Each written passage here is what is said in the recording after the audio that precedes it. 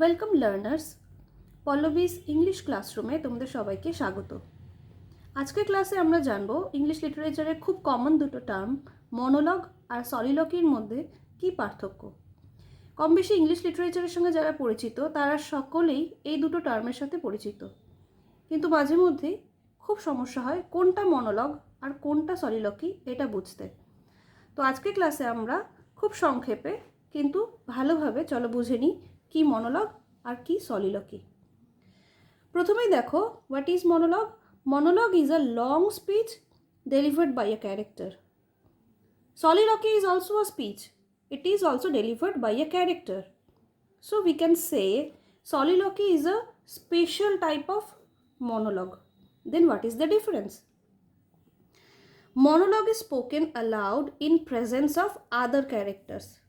অর্থাৎ অন্যান্য চরিত্রগুলো স্টেজে উপস্থিত থাকাকালীনই মনোলগ বলা হয় এবং সেটা জোরে স্পষ্ট উচ্চারণ করেই বলা হয়।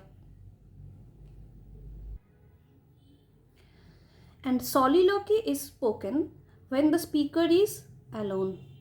So the first difference is monologue কখন বলা হবে?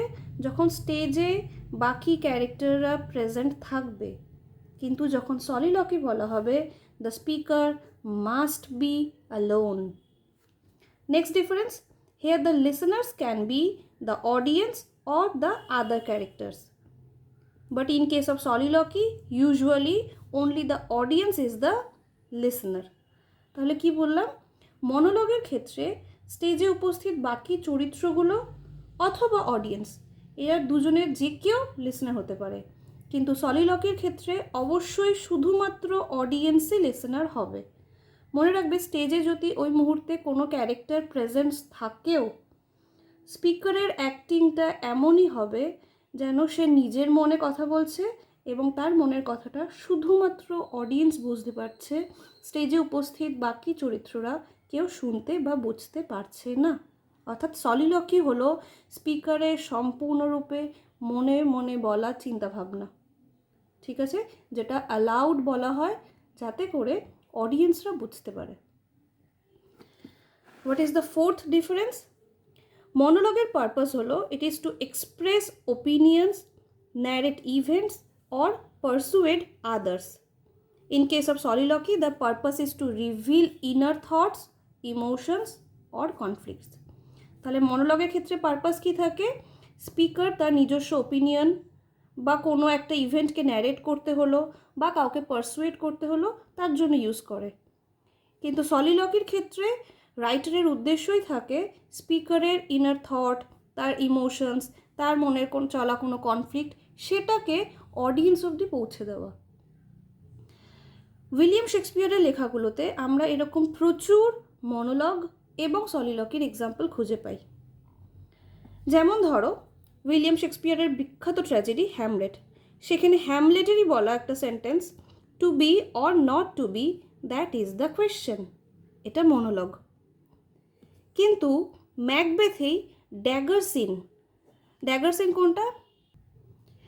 যেখানে ম্যাকবেথ কিং ডানকানকে মারার জন্য কিং ডানকানের রুমে প্রবেশ করছে এবং রুমে প্রবেশ করে ম্যাকবেথ হ্যালুসিনেট করছে যে তার সামনে হাওয়াতে নাকি একটা ড্যাগার ভাসছে, আর সেটাকে দেখে সে যখন মনে মনে বলছে, is this a dagger which I see before me?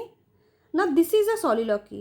এটা কিন্তু ম্যাকবেথ সামনে হাওয়াতে ড্যাগারটা ভাসতে দেখে হ্যালিউসিনেট করে নিজের মনে মনে বলছে। তো এখানে অডিয়েন্স একমাত্র লিসেনার, এখানে কিন্তু অন্য কোনো ক্যারেক্টার স্টেজে প্রেজেন্ট নেই, বা থাকলেও তারা কেউ শুনতে পাবে না, অ্যাক্টিংটা সেভাবেই করতে হয়। তাহলে সলিলকি হলো স্পিকারের নিজের মনে বলা কথা, যেটা তার মনের ইমোশন, ইনার কনফ্লিক্ট এগুলোকে এক্সপ্রেস করতে ব্যবহৃত হয়। আর মনোলগ কি? মনোলগ হলো স্পিকারের ওপিনিয়ন, কোনো একটা ইভেন্ট সেটাকে ন্যারেট করা বা কাউকে কিছু বোঝানো বা কাউকে উদ্দেশ্য করে কিছু বলা, সেটার জন্য ব্যবহৃত হয়। দুটোই ক্ষেত্রেই কিন্তু স্পিকার একজন নির্দিষ্ট, শুধু উদ্দেশ্য আলাদা আলাদা। Thank you. আমার এক্সপ্লেনেশন যদি তোমাদের পছন্দ হয় তাহলে অবশ্যই একটা লাইক করো, আমার চ্যানেলটাকে সাবস্ক্রাইব করে এভাবে আমার পাশে থেকো।